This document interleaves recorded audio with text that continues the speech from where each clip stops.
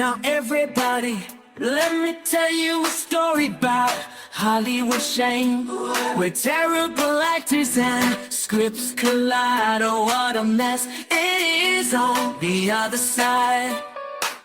Saw the lights, camera, action begin, but all I got was a movie that plunged in a spin.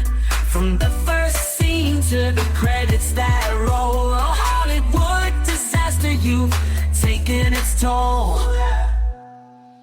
Silver Screen Cesspool, bad movies galore. Can't help but wonder what the hell were they making these for? Throw in some cliches, a sharp and predictable plot. It's a train wreck, I tell you, it's all they ever got.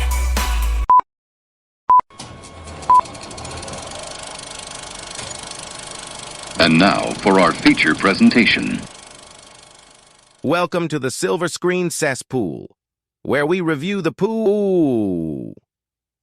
And now your host, the surveyor of cinema, the mocker of moronic movies, the terror of tiny town, the last known survivor of battlefield Earth, the one of many, Alan Smithee. Where do I even begin with the movie Robot Monster from 1953? At the beginning, I suppose. When I first began this podcast, one of the names I considered was Gorilla in a Diving Helmet. I decided against it because I feared being mistaken for a podcast on underwater activities or perhaps even primates. But this is the movie that inspired that name. I do have to state as a disclaimer that this movie was originally in 3D and was only available in 2D streaming, so it's possible this movie was an entirely different experience in 3D. I said possible, not probable. As was the norm for the time, the bulk of the movie's film credits are shown at the beginning of the film. What wasn't the norm for the time was the rather prominent billing of the automatic billion bubble machine. This doesn't bode well for the actual action sequences in this movie. The movie starts with a young boy and girl who are playing outside at what appears to be the Mayberry Rock quarry. The boy shoots his toy laser pistol at the girl and her doll. They run around and stumble into two scientists who are removing random rocks from the wall of the mouth of a cave so they can send them to a museum. Because that's how geology and or archaeology works. Here's a random rock, off to the museum it goes. My entire unpaved driveway is currently on display at the Smithsonian. The mother and the older sister of these children run up and apologize to the scientists for the kids bothering them, and then remind the kids they promised to take a nap after the picnic they just had. The kids reluctantly agree after some gentle prodding by the younger scientist, who clearly has the hots for the older sister. They return to the picnic blanket where the boy asks his mom, and this is a direct quote, "Say, are we ever going to have a new father around the house?" What the absolute Is the Robot Monster the name of the person who wrote this dialogue? Are we going to have a new father around the house? Sure, son, I'll pick one up at the 5 and dime on the way home from the market tomorrow. I think I saw a coupon for 10% off fathers in the Sunday paper. What the hell? So nap time as promised. I'm not sure if the actors have never seen another human sleeping before, or the direction they were given was to look as uncomfortable as possible, or perhaps they were trying to duck and cover, but all four of them are passed the out. Stone cold unconscious, like they were in the middle of a picnic and they suddenly passed out. They aren't even in the shade. High noonday sun, sleeping on the edges of a picnic blanket in the most awkward positions possible. The boy child awakens and runs to the cave as lightning strikes and knocks the child to the ground gently. He looks far more comfortable lying there in the dirt, knocked unconscious, than he did just a few seconds ago, sleeping. As a giant Gila monster attacks an alligator and two claymation triceratops battle it out, I'm left hunting for the remote because I think I just accidentally switched to another movie. No, the transition and the plot were just that lacking. Okay then. Where are we? Are we inside the cave, the rock quarry? Are we now on another planet? I think the alligator is winning. And now that's over and we won't speak of it again until the end of the movie. The boy is awakened by our hero, the automatic billion bubble machine, and while he slumbered, they saw fit to change the boy's pants from jeans to jorts. Yes, I'm going to call the bubble machine the hero of this movie, even if it's not, because it does put on the best acting performance. The boy hears a noise and runs out of the cave, and behind him emerges what can only be described as a gorilla in a diving helmet. Remember the Transformer Shockwave, the purple Decepticon ray gun? His head on a fursuit. This is not even accessorized by belts, buckles, or straps, or even an air tank hooked up to the diving helmet. No sci-fi accoutrement to sell the look. It does not really look like a monster, and it sure as hell doesn't look like a robot. It's a gorilla in a diving helmet. That is no way frightening, and I cannot imagine any situation where this would be frightening, unless, of course, I was actually diving underwater and was suddenly attacked by a real gorilla who was using a diving helmet for its intended purposes. I'd be like, get your stinking hands off me, you damn dirty ape, but then I'd drown because I'm underwater without a diving helmet. But let's talk more about the movie and less about my fever dreams. We're treated to the gorilla in a diving helmet, contacting his boss on his homeworld, who is also a gorilla in a diving helmet, using the advanced alien technology of being projected into a mirror of a dresser that's appeared in the cave of the bubble machine. You know, I don't even think it's a different gorilla in a diving helmet. I think they just changed the background so we'd think it's two different gorillas in diving helmets. But this raises an interesting question. Is his home planet filled with gorillas in diving helmets? Or is it supposed to be part of their body? Or is this some sort of a work uniform? We learned that the gorilla in a diving helmet has a name, and its name is Roman. R-O-M-O-N. Short for robot monster. Nothing to do with the city of Rome. And not to be confused with Moron.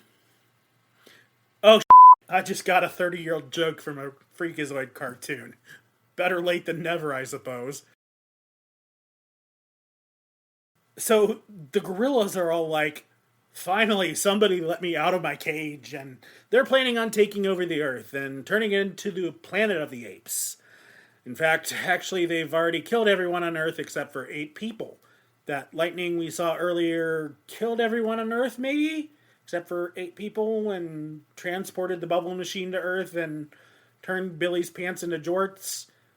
Those monsters! Those robot monsters! Did the bubble machine kill everybody? I don't know. Wait, are we going to see any of this death and destruction? I feel like that would have been an interesting action sequence. But no, let's just take the word of a gorilla in a diving helmet that it happened. It's fine. No, really, it's fine.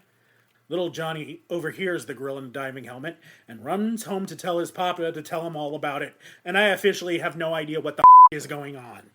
This kid suddenly now has a mom and 2 sisters, and the one scientist is his dad now, and they can hide from the gorilla in a diving helmet by having electrical lines go around their house. I think we jumped ahead a few years at some point in the plot, and it just wasn't clear, but I don't know.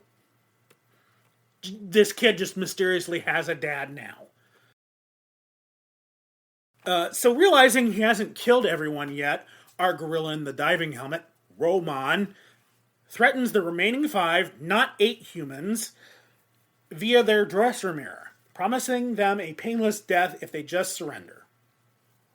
Now, I do have some trouble believing a gorilla in a diving helmet could wipe out the entire human race, but what is even harder to believe is that the last humans on Earth are these idiots. But there is a 6th human, and he's the other scientist we saw earlier. And he's discovered that the reason the 8 of them are still alive is that the death ray Roman uses is vulnerable to the serum that the other geologist invented. This serum cures everything. I don't mean that in a metaphorical sense. He invented a serum that cures everything and tested it on the 8 people who are still alive, or 6 or 5 or however many there are. Now the survivors are planning on going to escape to the space station together, where there's apparently still a bunch of humans still living, but Roman blows it up and the other 2 guys on Earth, so now I think we are officially at 6.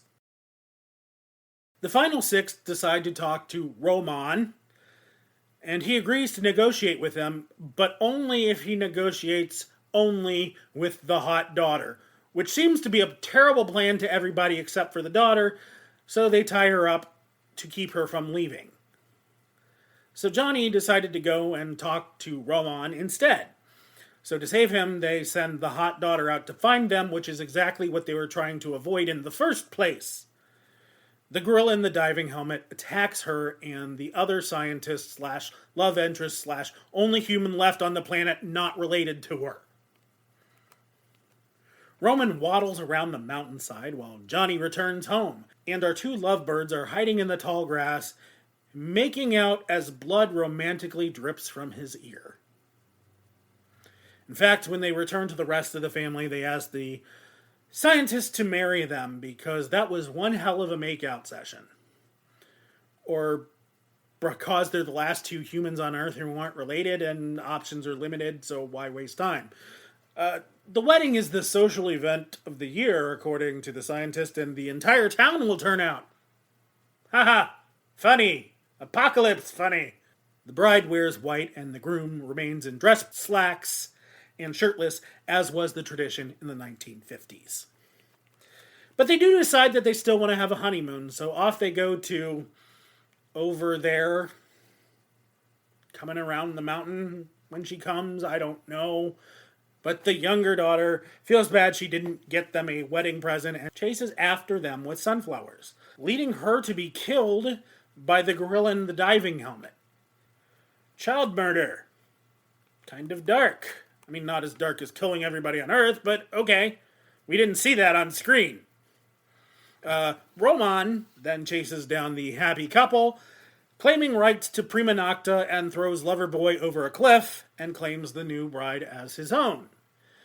I think she spent more of this film being carried around now than actually walking on her own 2 feet. Mom and Dad find the body of their youngest daughter and have her buried before Roman has even reached the cave with their other daughter. The groom stumbles to the grave, tells Mom, Dad, and Johnny the other daughter has been kidnapped, and he drops dead. But they just leave his body where he drops, though. Don't see a need to bury him quite so quickly. Roman tries to get the hot daughter to fondle his chest, but is interrupted by the remaining human prank calling him via their dresser mirror. Then his boss calls, reminding him that he's on a deadline, but Roman is experiencing complex human emotions, namely horniness.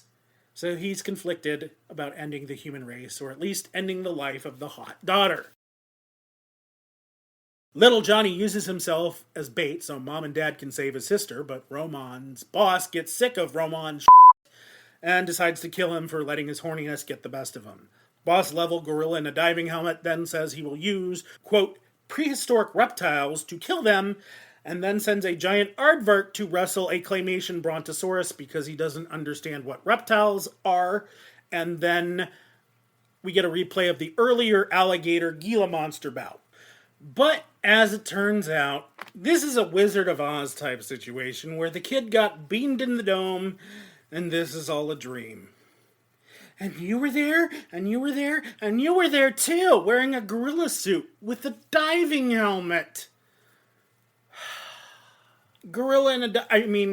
Robot Monster is available streaming on Pluto TV. Silver Screen Cesspool is written, directed, and starring Alan Smithee. Assistant Director, Producer, and Stunt Coordinator, Alan Smithee. Boom mic operator, sound editing, and music by Alan Smithee. Construction Coordinator, The Amazing Rando. Makeup by Crayola. Catering was provided by the Soylent Corporation. Alan Smithee will be back in Return of the Curse of the Planet of the Prehistoric Bikini Ninjas versus Kingdom of the Bride of the Killer, Shark Cheerleaders 2, Electric Boogaloo.